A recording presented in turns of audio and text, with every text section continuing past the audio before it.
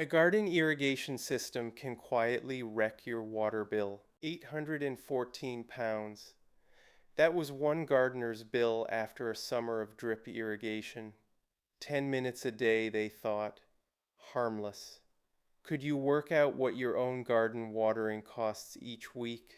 Most people cannot. I am Michel. Today there is no biology, just one small sum that tells you what your automatic watering system costs before the bill does. Somebody once asked a big gardening forum a fair question. I have no idea how much water a plant actually needs, they said. Any suggestions? Hundreds of replies came back, and not one of them gave a number. The answers were all the same shape.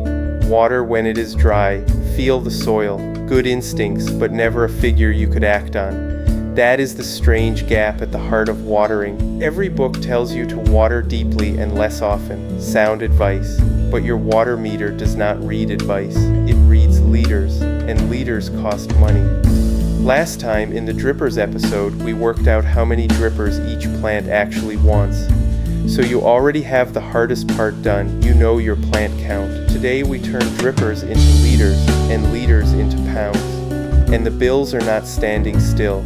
One gardener up in Nottingham told the forum they were watering daily from the hose on a meter right after their water company put the bill up by 100%. That is the world we garden in now. So let us learn to count before the meter counts for us.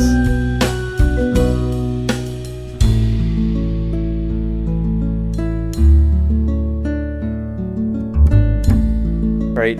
Here is the whole sum, and it is smaller than you fear. One dripper. How much water does it give in a single watering? Just two things decide it: how fast it flows and how long it runs. That is all. Flow times time. I think of it the way I think of fuel on the bus. I do not guess the diesel. I know how far the route runs and how much she drinks per mile, and I multiply. Watering is the same trade. So take a common dripper, rate it at 4 liters an hour. Run it for half an hour. 4 times a half is 2 liters, delivered right to the base of that one plant. Not a splash, not a flood. 2 liters you can picture, like a big bottle of pop, tipped slowly into the soil. That is one dripper, one watering. Nothing clever has happened yet. We have just multiplied a rate by a time, the way you would work out anything that flows.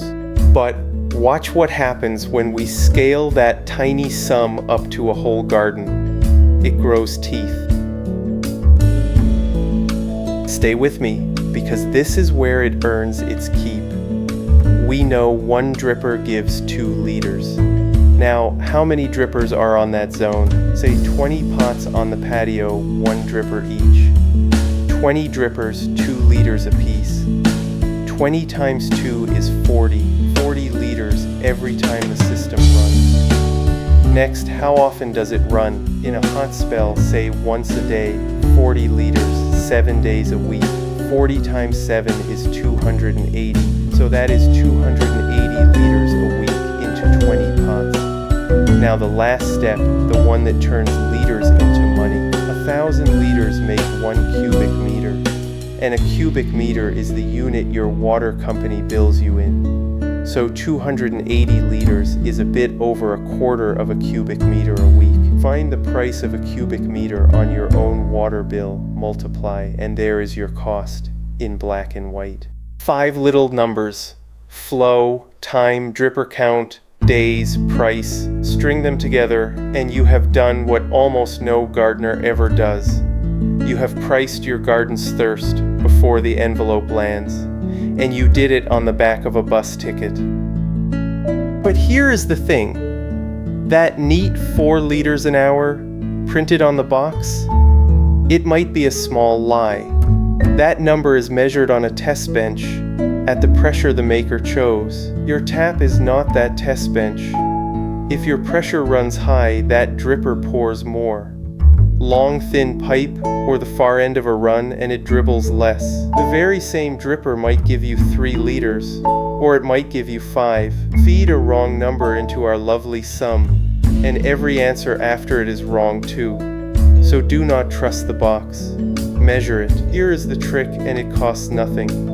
Take a cup or an old jam jar. Hold it under one dripper for exactly 1 minute.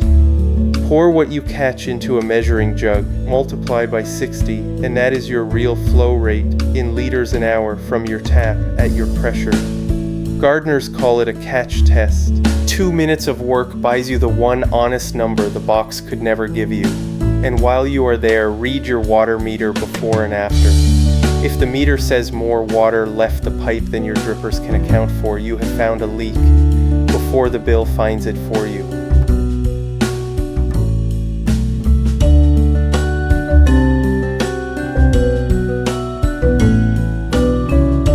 Now, a fair question. Does any of this land on your bill at all? It depends how you pay. If you are on a meter, every liter is counted and charged, so the sum we just did is your money liter by liter, but plenty of homes still pay a fixed charge set by the old rateable value of the house. Water all day, and that bill does not move a penny. One gardener put it bluntly on the forum. "I use watering cans anyway," they said. "It is cheaper when you are on a meter." A good 160 people agreed. And they are right, if money is the only thing you count. But here is the other side of it. Even on a fixed charge, the water is not free to the world. Water-wise, reckon around half of what we pour outdoors is simply wasted. That is reservoirs and rivers, whether or not it shows on your envelope. So if you are on a meter, the sum saves you pounds. And if you are not, it still saves water that somebody somewhere has to find. Measured water is respected water, whichever way you pay.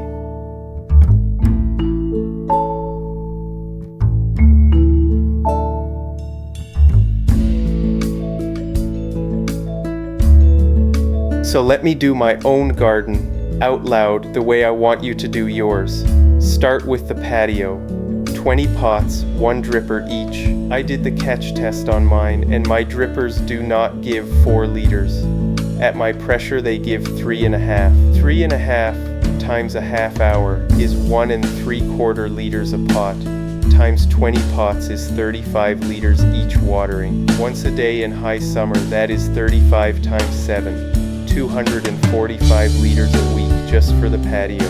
Then the allotment beds on their drip line, each zone worked out the very same way, and I add them on. 10 minutes with a jug and a bus ticket, and I know my garden's weekly thirst to the liter. Now hold that beside the gardener we started with. 10 minutes a day, they said, harmless. Over one summer it came to 104 cubic meters. That is 104,000 liters, and a bill of 814 pounds. Spread across that water, it works out near 8 pounds a cubic meter on their bill. Same drippers as mine, same little sum sitting there for them. The only difference is that I did it, and they met their number in an envelope.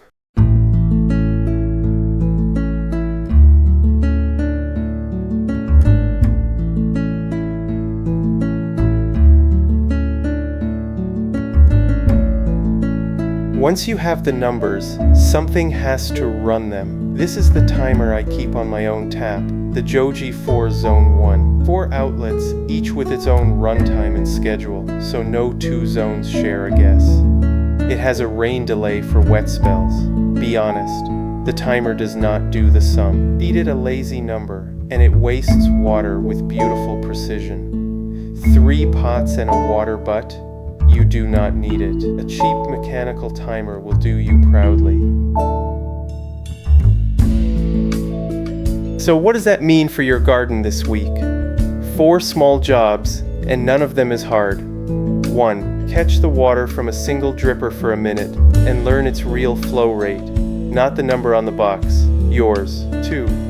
Pick your busiest zone and run the whole sum once. Flow, time, drippers, days. Write the weekly liters on a scrap of paper. 3. Read your water meter on the first of the month, every month. It turns a guess into a habit, and it is how you catch a leak while it is still small. 4. If you are on a meter, take that price per cubic meter and turn your liters into pounds. Stick the figure on the fridge. That is the whole discipline. You are not watering by feel anymore, or by what the box claims, or by what the neighbor does.